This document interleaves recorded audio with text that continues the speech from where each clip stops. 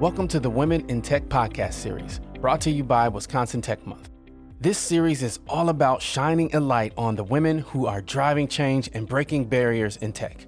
Each episode is about celebrating their journeys, successes, and the impact they're making in our industry. Let's hear their stories.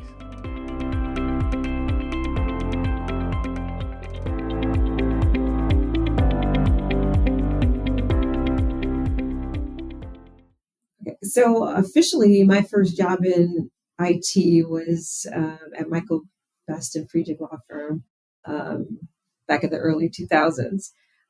That's when it was official. Even in college, I was worked in the computer lab, and then prior to that, my interest started at quite a young age.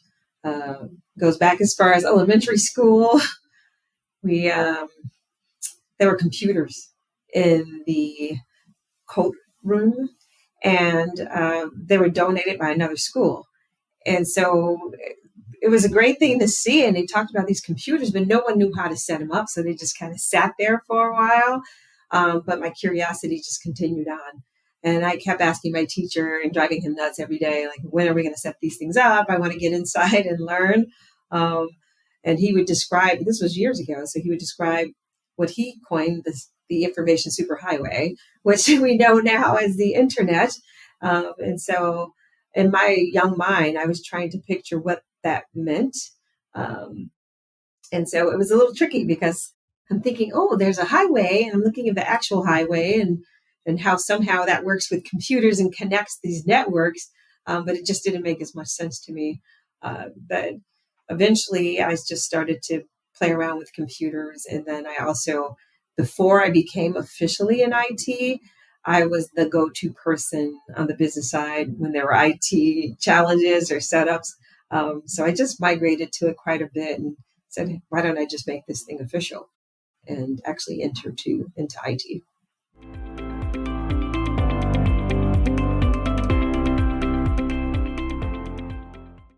Sure. As a woman in space is definitely different. You know, early in my career, I was definitely the only woman constantly. It just wasn't popular, even in trying to decide whether or not to get into the field. Oftentimes I would be told, oh, are you sure you want to do that? This is kind of a male-driven, career path, and you're probably going to have a lot of obstacles to progress.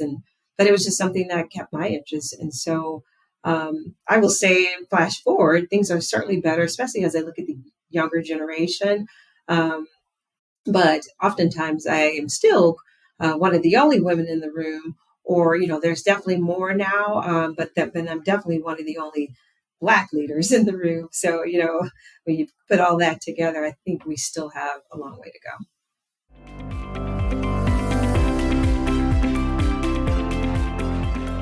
So for me, a lot of the challenges are by way of just, the landscape of the actual demographics, because quite naturally, it's just still harder, I believe, for women to progress.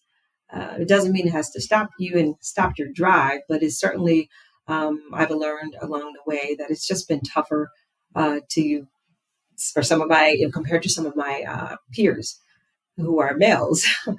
And so, the challenge has been just proving to people that you have the capability as a woman. Oftentimes, I don't think that I receive necessarily the benefit of the doubt. So a lot of it's prove it, and then you get opportunities, where I would argue that it's not the same for a lot of others.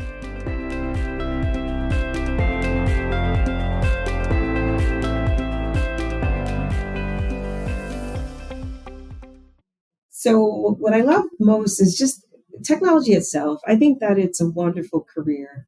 There's so many opportunities, so many different ways that you could go about your career. You could do something more technical. You could do something in leadership, something that involves, some of your softer skills, as well as your tech skills. And so if you try something and you don't like it, the good news with IT is try something else. Throughout my career, I've had various different jobs, some of which were more technical and then some others that were more business related and, working with the different business partners.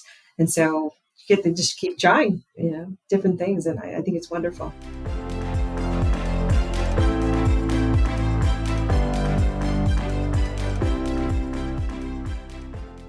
My advice would be to look at it, the career of tech in totality. It's not one thing. A lot of people think of tech and they think of developers, but it's much more than just being a developer or computer scientist. There's so many different fields out there to explore. So I would highly encourage people to take a look at the entire portfolio of job opportunities out there. And then also, instead of focusing only on tech, the technical types of roles, I would say consider your soft skills. It's just as important. Can become very important as you're leveraging those tools and throughout your career. So look at it as a whole.